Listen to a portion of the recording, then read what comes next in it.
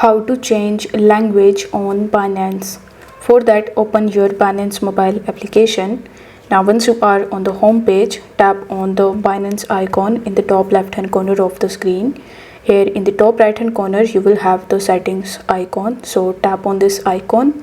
Now in order to change language, you will be able to see the third option, which will by default set on English. So tap on languages, and here you will be able to see all of the languages in which you can easily switch your language on Binance.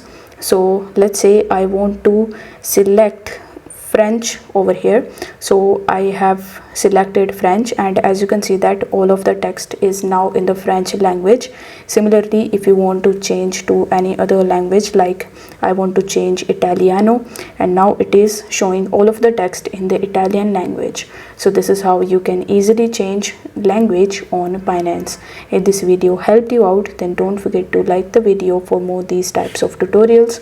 Thank you so much for watching. I will see you next time.